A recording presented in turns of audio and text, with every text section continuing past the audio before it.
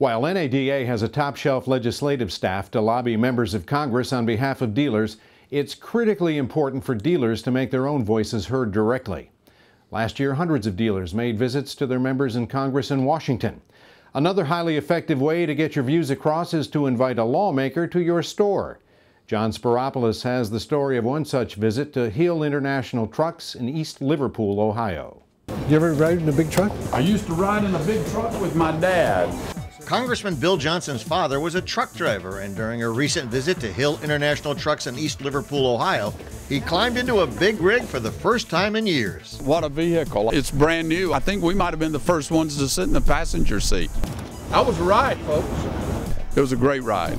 Parts is a big part of our business. Owner Jack Hill and son Steve, president of the company, took the congressman on a tour of the facility. What are you working on today? Introducing him to the different parts of the business and the employees who work there. I'd like you to meet Congressman Johnson, Nancy Smith. Hi, very nice to meet you. Bill Johnson, very nice to meet you. Garfield Meeks, he's our parts manager and helps oversee the parts at the other two stores also. So. Okay. How many stores total do you have? 3. When did you start this business?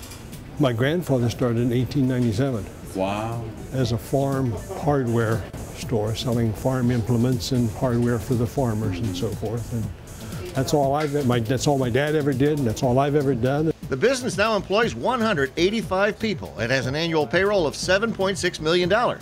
So Hill International is a vital part of the local economy. But it worries about laws and regulations that hurt business. Those concerns, key issues on ATD's legislative agenda, were discussed after the tour. One of them is the repeal of the federal excise tax. On a truck like you rode in today, the federal excise tax is probably what, Steve, 14,000, 15,000? Yep.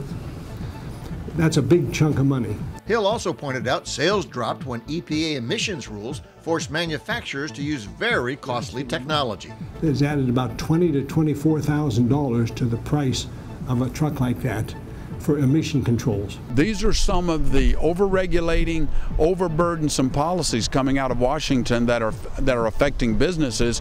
Those are the messages that I take back with me to the House of Representatives as we work on legislation to build a pro-business, pro-growth economy for America.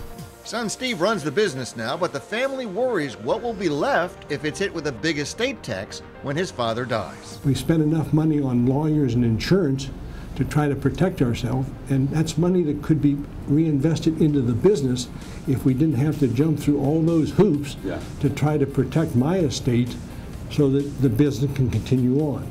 ATD supported and Representative Johnson voted for the permanent estate tax solution passed by Congress in January. I was very pleased. Representative Johnson came out with his staff and we discussed all the issues on the ATD list, and I think we have a supporter on every one of them. I think he enjoyed it. We certainly enjoyed explaining to him the different kinds of vehicles we work on and the different type of customers we service. I think it was an eye-opening experience for him, and I think it'll help him understand what our industry is all about and how vitally important. In East Liverpool, Ohio, John Spiropoulos, NADA TV.